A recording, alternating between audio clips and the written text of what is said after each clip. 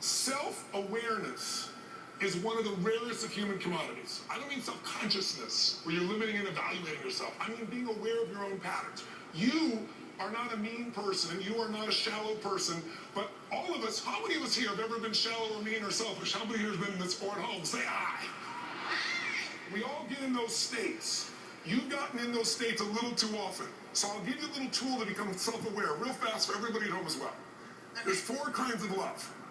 And I want you from now on to decide, when you're interacting with those you love, which level of love are you going with? Level 1 love is baby love. How loving are babies? No, they're not.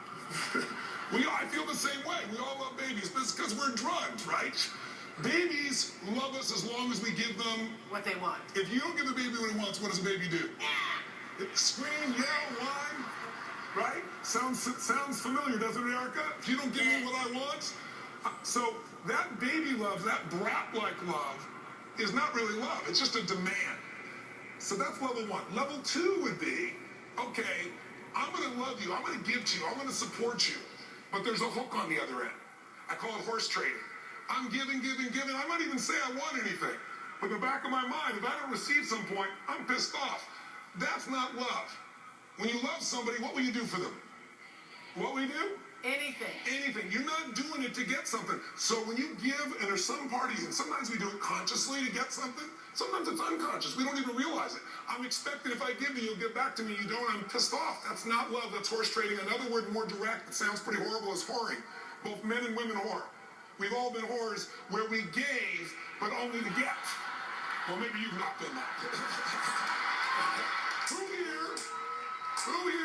Who here has ever acted like one? Because a whore will give you love as long as you give her what she wants. Who's ever done this, man or woman, before in your life where you was horse traded? Let me see your hands. Oh, we have 2 guys in the room, sure. But I see you raising your hand, Erica, and I trust you for that. I respect you for that. There's a 3rd level of love, almost done. 3rd level is real love. Real love is something you give because it's who you are. You're not giving it because they did what you wanted. You're not doing it because they're going to give you something back. It's because to withhold your love is the only thing that gives you pain. Whenever you think you're punishing another person by withholding your love, you're punishing yourself. When you just give that love, it's pure. And what's the 4th level? 4th level is people like Nelson Mandela. Yeah. And somebody who they love, even it's pure spirit love. You love even those that hurt you. Now, you don't stay there and let them continue to hurt you, but you still love them. The Dalai Lama, if you ever spend time with him, he doesn't pray for the Chinese soldiers because he feels he's better than they are. He really prays that they get escape from the pain, even though he lost his family, his country. It's sincere, it's real. And everyone, you don't have to be Dalai Lama or Nelson Mandela. We've all been in states where we've been magnanimous, where we gave, where there was no return. We gave, even those that hurt us, and that's when we become spiritually connected. Now, all of us go up and down this ladder all the time, don't we? We all are baby love brats at times. We're mad not getting what I want. We're all trading at times. Sometimes we're pure love, and sometimes we really step up. The secret is, where's your center of gravity? Where do you spend most of your time? Where would you say you've been spending your time? Level 1, 2, 3, or 4? Honestly, Erica. Number 1. Yeah, give her a hand, ladies and gentlemen. Right? That's right. Baby love. And here's the price. The price of level 1 is you can never be happy.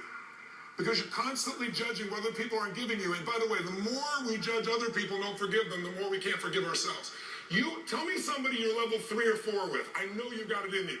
Who's somebody that you love them even though they might not have treated you well, and you really have not hung on to a grudge? Makeup. What's it? Makeup? Makeup. You love your makeup, and you don't hold a grudge. Okay. I'm a bit confused. Okay. So is there a person in your life, though, that you've loved even though they haven't given to you? Yeah, I can think of somebody. Who would it be? My grandmother, she passed away. And you loved her even when she didn't give to you? Yes, yeah. But she always gave to me. So I want to give you an assignment. Let me give you an Erica assignment. might need a seminar. Let me give you an assignment.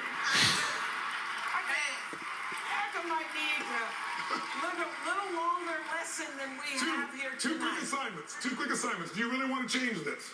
Yes. Okay, then 2 things I want you to do. Once a week, I want to take somebody you've been judging, somebody you've been not forgiving, I want you to reach out and I want you to tell them how much you love them or take them to lunch. Because when you get in somebody's presence, just like Oprah tells the story of even seeing that woman go by, you get in a different state. Yes. So I want you to go one by one each week and go take them to lunch or dinner and just, you have no outcome for forgiveness. You're not asking for anything. There's no right for that. You're just going to tell them you love them and spend time with them. That's one. Two, once a week. Will you do it? Yes. Once a week. I want you to go starting this week. I want you to go to the closest hospital. There's children in the cancer ward. And I want you to go donate 2 hours of your time. And I want you to see those little children when they go and they've got no hair left. And I want you to see those parents. I want you to see those parents who have total fear and feel they can do nothing for it. I want you to see what real pain looks like, because, sister, you forgot what a real problem is. And when you do that, you won't have any more problems. Thank you, Erica.